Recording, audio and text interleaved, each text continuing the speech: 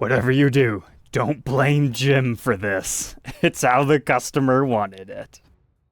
Welcome back, Troglodytes, to your daily dose of guitar information, the Trogly's Guitar Show. We're continuing our documentation today of the guitars that Jim over at Jam City Guitars allowed me to borrow. Now, whether or not you consider this a sponsored episode or not, I'll leave that up to you. I was not paid, but hey, being allowed to borrow these great 50s era Gibsons for nothing, I think it's a nice even fair trade. But that's right, you heard me. This is technically a 50s Gibson. But coming from one of the kings of conversions, obviously it did not start life this way. It started life like this. A regular old Gibson double cut. It was one of those weird freaky shaped ones after the Les Paul special version, but before the SG specials. But a customer in 2012 reached out to Jim and said, hey, I want to take my 61 Double Cut Junior and add a maple cap to it, kind of give it a PRS Santana-like vibe. And Jim said, okay, if that's what you want to do, I've got some really good old Michigan-grown maple top stock we could use. And then we've got what you're seeing here today. But this is important to document because this is how the whole entire PRS company started. He also liked the double cut Les Pauls, and he decided to make something on his own. It's very easy to see how somebody who loves fine wood and craftsmanship could fall in love with this design and try to make something new with it. And even Gibson has toyed around with similar ideas, such as in the late 90s, early 2000s double cut standards. In fact, it wouldn't surprise me if we see those things come back eventually. But the most recent things we've had are like the modern double cuts where they kind of offset the horns a bit, or maybe even the Tak Matsumoto DCs. None quite as popular as the PRS offerings, but hey, they tried. So I'm sure this is not unlike some of Paul's own early guitars that he would modify, but it is kind of cool to show you how you can transform one of these. Now, he's one of the leading ones in the games because he's smart. He leaves the headstock finish alone, so that's just like how it was. He knows not to mess up the serial number. That's still the original one there. We've just refinished the guitar when we added the top to it. But check out the dancing mahogany on this. Yes, this is still the original body. We haven't replaced any of that. It just has that gorgeous maple top going on here. And what looks to me like a sweet late 60s Les Paul case. I mean, this thing is worth a little bit of money even on its own. But to learn more about this conversion, let's go ahead and throw it over onto the workbench to take an individual look at its parts and specs to see how his customer did it. And while we're doing that, the customer has since traded this back into him, so it is available on his website. I'm not affiliated with the sale. I'll leave a Reverb affiliate link if you'd like to purchase it through there to give the show a commission, or you can check them out directly at jamcityguitars.com or over on Gbase. Either way, I'm just here to document some fun guitars. The more and more you dive into this one, the more impressive it gets, because I was kind of curious, how exactly did he do this? Did he just slap a maple top on it and call it a day?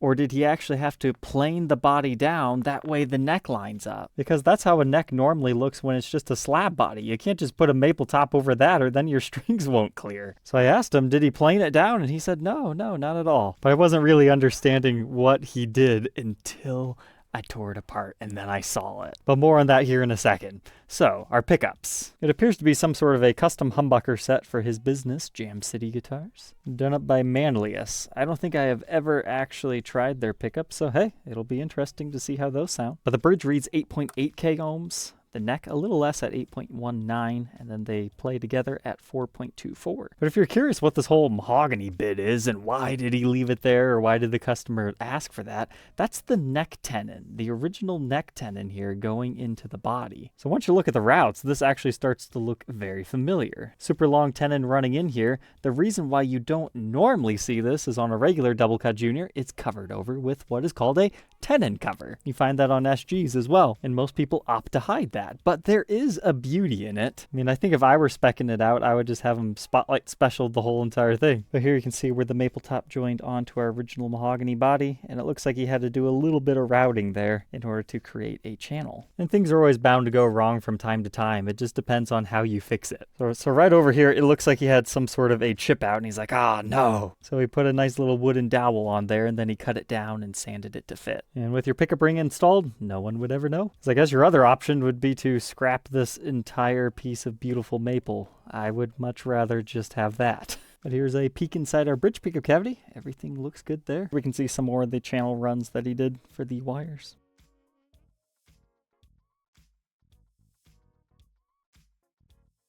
Then you might have noticed the controls are a little bit strange. A regular Les Paul has the bridge controls slightly higher than the neck. But this customer asked for them to be reversed. So you got 2 here and then over there. But I think due to the way the top was carved, he kind of modified it even further. Or maybe, again, could have been customer specification. He didn't just do this one for fun. Although he told me he has done a few of these for people. And then we've got our toggle switch down here. But he was not kidding when he said this was really nice maple stock. Like, we're not even in necessarily flattering lighting situations, but this is just a super ultra 3D top.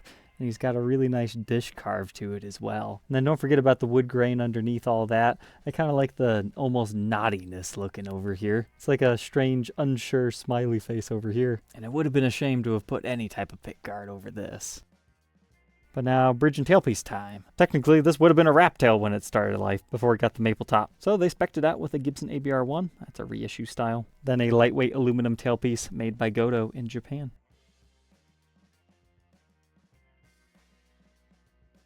But moving on from our mahogany body and maple top, we can move on to our mahogany neck and our rosewood fretboard. Now, not much has changed here outside of having a refret, obviously. Those are giant frets. You're going to have tons and tons of life left on them. However, if you thought this sat as a case queen the whole time, no. You can actually see some very mild fret wear. Nothing you're going to have to worry about for a long time, though. But that does mean this is an original Brazilian rosewood fretboard on here yet. But those are Dunlop 6100 frets, if that means anything to you.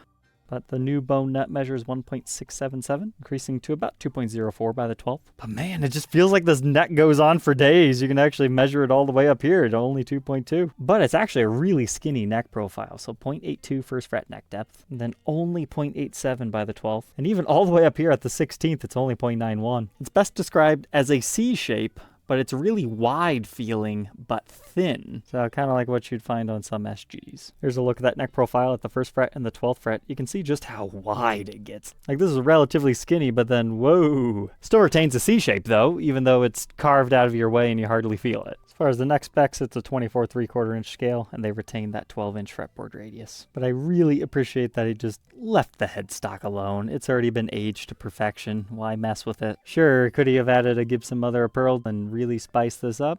Yep.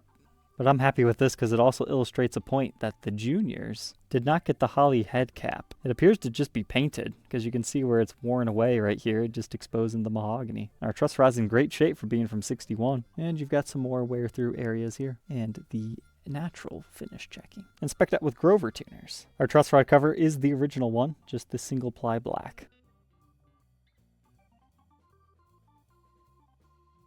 So now we get to move on to the back. So at first glance, you're probably like, yeah, great mahogany wood grain on that one. That's probably why they chose to retop this. And it's a great natural finish. However, I always love it when there's like a little remnant of what's left of what it used to be. If you look closely, you can still see some of the red aniline dyes in here. In just a few locations, I guess you could say. It's not ever apparent everywhere, but if you know to be looking for it, you do see a speck here or there. And I just think that gives it such character. On top of that, I imagine it's hard to get all the dyes off. You can actually see the neck is stained here too. And you can see some remnants of that here by the headstock edges. But it's at that point when I started to go, okay, where else might it be on this guitar? And so I looked around the edge, and then the other one, and then I spotted it. All right, now I know how he did it. So what he did is he probably took the original neck off, and then he shimmed it, essentially. That way he could keep the original body pretty much the original thickness. I mean, he might have had to plane it down a little bit to put the top on. But in order to get the neck to where it needs to go, he just hoisted it up, and then it's perfectly level. And for fun, he even threw on some thin binding in the cutaway right there. Awesome. Now, if you don't like that you can see the wooden block, I mean, this guitar is probably not for you from the front, but you could do like a heel stinger back here to hide it if you really wanted to. But that explains why we can actually see the neck tenon right there and how that all got raised, etc. This guitar makes a lot more sense now once you look at it from this angle. But in looking at his photos online, I almost passed on documenting this because I just thought that looked so strange. There's no way that was the original body. And that's because, A, this is a custom template. He had to extend this route in order to put your toggle switch and stuff in here. The started life as a junior just had a circular route. But normally when you open a junior, you don't see the maple cap exposed back here. So that's the other reason why it looks strange. But this was very professionally done. He even made his own custom backplate for it. But these appear to be 500K CTS pots. And then you've got your orange drop capacitors. And hey, would you looky here, these are actually 4-conductor pickups. So if you wanted to, you could put push-pull pots in here and coil split them as well. But the person who ordered this is probably old school and did not have a need for that. But here's our output jack plate. It's cream. Then we have a more modern style strap button in the usual locations. And here's more evidence of playwear. A couple of dings along the edge. Another one over here and a couple of other along this side. Still has a long way to go in the playing and natural aging department to match this, but hey, one day. And you just have mild wear onto the back of the neck. I thought this was kind of cool. That is not a crack repair. That's just a mineral streak. You do find that from time to time. Is it a little scary? I guess it depends on who you talk to. But I do like that it stops right here so you can tell it's 100% just a mineral streak. But there's the evidence of our original Kluson style tuners on here, but somebody's got a nice set of Grovers. And apparently this 4-digit serial number dates to 1961. I would have incorrectly guessed 1959, but I guess that is about when they switched over into the Preston style serials, rather than the year production stuff. Blacklight time. We already know this one was refinished, but it's always fun to blacklight things anyways. Nice even glow here. We're looking for evenness. You can certainly tell the headstock's original lacquer from the 50s does not have the same type of glow. Similar, but different. But what I was most curious about on this one would be how the back would glow, because that burst that we were trying to determine if original or not had some interesting like overspray looking thing. So I was curious if the aniline dyes would also glow a bit differently. And I think that might be kind of what we're seeing in some of these areas, but I suppose this neck portion would be the best judge because that's where we saw a lot of red. But otherwise, not too much going on. All said and done, how much does it weigh with a top put on it? 8 pounds, 0.8 ounces, the elusive Bob guitar. Let's go ahead, plug it in, and hear how it sounds.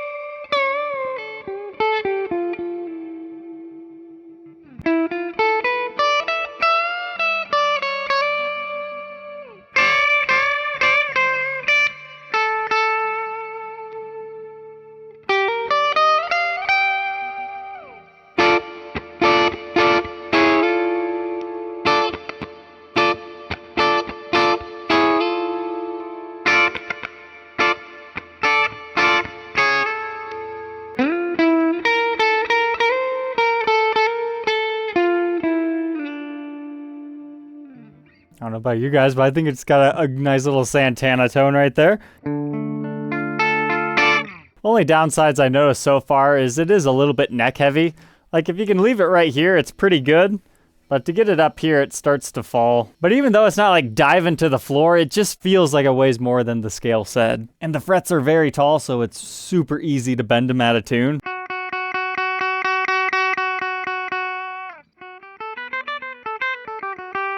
So you got to keep that in mind, or you could plane them down to whatever you do want. You can go from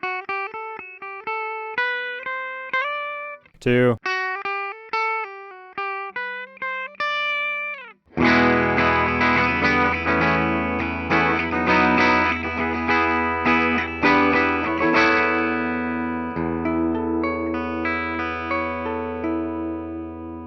can't usually get all the way up there.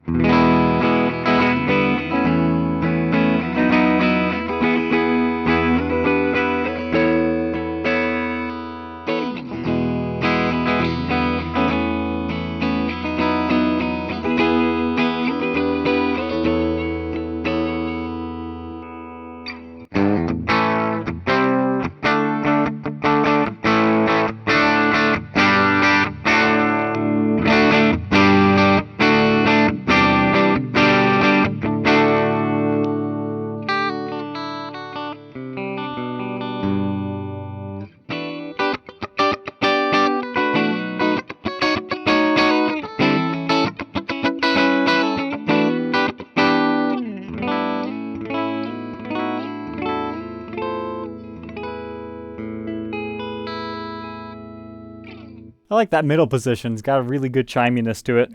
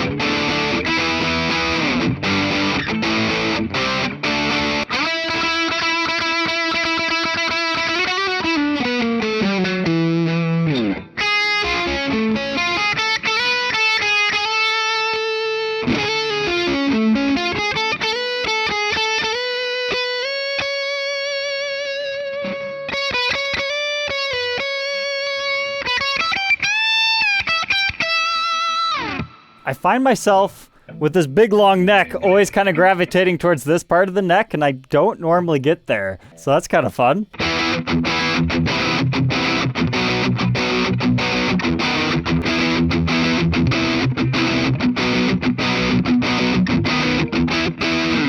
Neck is a little bit muddy on my usual test.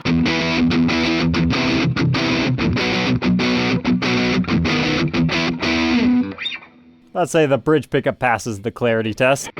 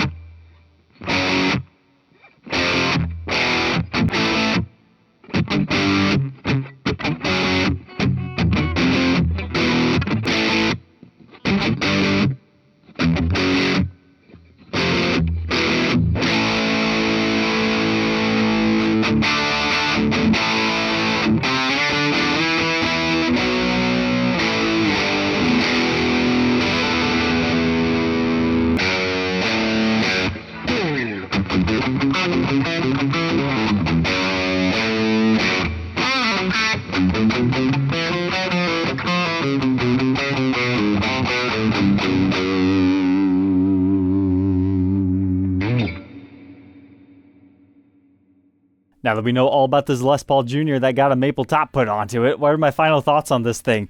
I had a lot more fun with it than I was expecting.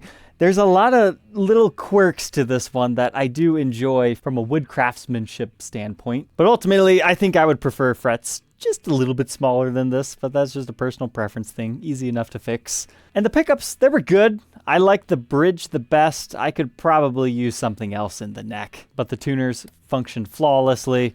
It really does inspire you to play way higher up on the neck. I mean, this thing needs a couple of more frets on it. That's why usually a lot of the DCs do end up getting 24 frets. Man, that would have been an interesting conversion job. And there's just something nice knowing that it is a vintage guitar hidden underneath all this modern playability. So is it my favorite guitar I've ever demoed? No, but it's got a lot of fun character to it.